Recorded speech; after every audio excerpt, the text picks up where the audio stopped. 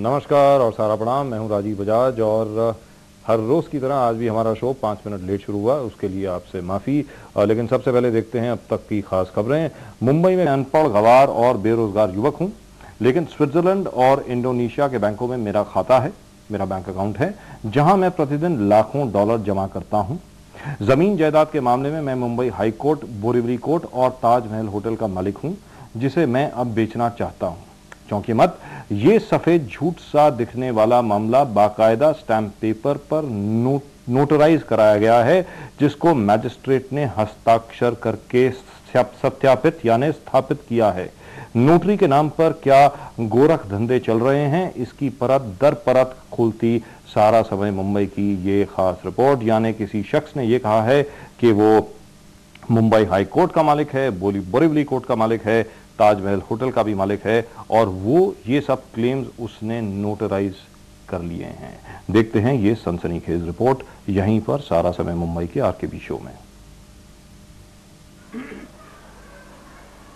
अगर इस हलफनामे पर विश्वास किया जाए तो शायद अब हमारी आगामी पीढ़ी को gateway of India, Mumbai high court और ताजमहल होटल नहीं देखने को मिलेंगे, क्योंकि यह जिसकी संपत्ति है वह इन्हें बेचकर इन पर भव्य इमारतें बनवाने का इरादा रखता है। इसी तरह मजिस्ट्रेट द्वारा सत्यापित एक दस्तावेज जिसमें गेटवे का मालिक गांधी जी को बताया गया है, जो उन्हें अंग्रेजों ने कस्तूरबा गांधी से शादी करने पर तोहफे के रूप में दी थी, वो भी गांधी जी को बेचना है। ये सब कमाल है भ्रष्टाचार का। पैसा फेंको सब होता है, यह दस्तावेज यही साबित करते हैं।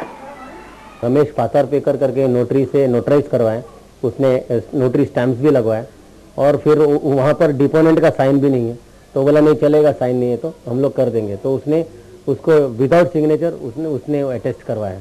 वहाँ से एस्प्लेनेड कोर्ट गया, वहाँ पर मृगंका कुंडू जो वकील, जो मेरा बोरीवली कोर्ट का जो एफिडेविट 2002 में जो अटेस्ट करवाया था, जिसमें विटनेस थे, उन्हीं के पास गया। तो उन्होंने एक दूसरे एडवोकेट से उसको अटेस्ट करा के, MP बोडके करके एक मजिस्ट्रेट से उसने उसको अटेस्ट करवा के डॉक्यूमेंट तैयार करके दिए, जिसमें मोहनदास करमचंद गांधी हमारे राष्ट्रपिता, उनका एक एफिडेविट बनाया, जिसमें उनका उम्र मैंने 1917 का डेट ऑफ बर्थ बताया, और 1857 में कस्तूरबा गांधी के साथ जब उनका शादी हो रहा था, तो उसमें पोर्चुगीज गवर्नमेंट ने उसको गिफ्ट के तौर पे ये गेटवे ऑफ इंडिया दिया। और उसमें ब्रिटिश आर्मी जो वहाँ पर डिप्लॉय हुआ था सिक्योरिटी के लिए, उनका भी उनके विटनेस में ये हुआ है। और मोहनदास करमचंद गांधी ये अपनी प्रॉपर्टी बेचना चाहता है। यह कौन लोग हैं जो अंधा कानून चलाते हैं, यह तो जांच का विषय है, परंतु इतना तय है कि यह काम बड़े पैमाने पर होता है। ये जो बना रहे हैं ये लोग आज बहुत सालों से ऐसा कर रहे हैं, इनका एक सिंडिकेट है। अभी जो मजिस्ट्रेट्स भी जो बैठा हुआ है, इतने कॉन्फिडेंट है वो लोग कि मंत्रालय में उनका इन्फ्लुएंशियल लोग बैठे हुए हैं, उनको लगता है ऐसा कुछ कार्रवाई हो, कागजी कार्रवाई होगा और उनका कुछ बिगड़ेगा नहीं। वैसे तो नोटरी के नाम पर बहुत कुछ गोरख धंधा चलता है, लेकिन जब पानी सिर के ऊपर निकल जाए तो प्रश्न तो खड़े ही होंगे। नोटरी के लिए अधिकृत लोग भी ऐसी घटना को शर्मनाक मानते हैं। विश्वसनीयता पे तो फर्क आएगा। अगर गेटवे ऑफ इंडिया और हाई कोर्ट की बिल्डिंग बिकने लगी है और सरकार द्वारा जो ओथ ऑफिसर बनाया गया है वो सही करता है, तो स्वाभाविक है कि व्यवस्था की विश्वसनीयता पे फर्क आएगा। व्यक्ति का तो आएगा ही आएगा, और इसलिए उस व्यवस्था में जिसको इतनी जिम्मेदारी का काम सरकार ने दिया है, उसने ये काम बहुत संभाल कर करना चाहिए, इसकी आवश्यकता है। पिछले दिनों गुजरात के जब एक मजिस्ट्रेट ने भारत के राष्ट्रपति और सुप्रीम कोर्ट के मुख्य न्यायाधीश के खिलाफ वारंट जारी किया था, तो सुप्रीम कोर्ट ने जिस सख्ती के साथ इन चीजों पर ध्यान दिया था, उसे देखकर ये लगता था कि शायद न्यायपालिका में अब ऐसी घटनाएं दोबारा नहीं है। लेकिन आज जो घटना हमारे सामने आई है, उसे देखकर तो यही लगता है कि कहीं ना कहीं कुछ ना कुछ अभी भी गड़बड़ जरूर है। हालांकि इस तरह की घटनाओं से पूरी न्यायपालिका के ऊपर उंगली नहीं उठाई जा सकती, परंतु इतना तो तय है कि जब जब ऐसी घटनाएं आती हैं तो उन लोगों को सबसे ज्यादा पीड़ा और उनके विश्वास को सबसे ज्यादा ठेस पहुंचती है जो न्यायपालिका की तरफ अपने न्याय पाने के लिए बड़ी उम्मीदों से देखते हैं। मैं भरत मिश्रा, सहारा समय, मुंबई के लिए। और ये हमारे संवाददाता भरत मिश्रा की बिल्कुल एक्सक्लूसिव रिपोर्ट सारा समय मुंबई के लिए। और हम अपने दर्शकों को ये याद दिला दें और आश्वासन देते हैं कि जहां तक इस रिपोर्ट का सवाल है, हम इसको यहीं पर नहीं छोड़ेंगे। इस तहकीकात को वहां तक लेकर के जाएंगे जब तक कि जिस मैजिस्ट्रेट ने ये एफिडेविट नोटराइज करके इशू किया है, जब तक कि उसको सजा नहीं मिलती है। ये हम लोगों का वादा है हमारे दर्शकों से। और फिलहाल जैसा कि आप जानते हैं, हमारे साथ अभी भी हैं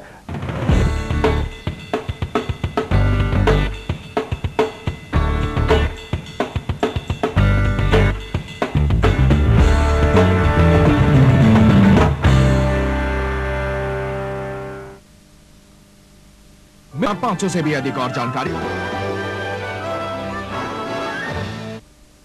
500, and that too, the affidavits were issued on the name of Mohandas Karamchand Gandhi and Khan Abdul Ghaffar Khan.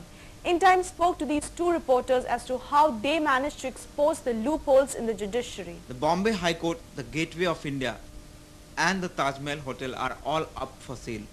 The sellers are none other than Mohandas Karamchand Gandhi and Khan Abdul Ghaffar Khan.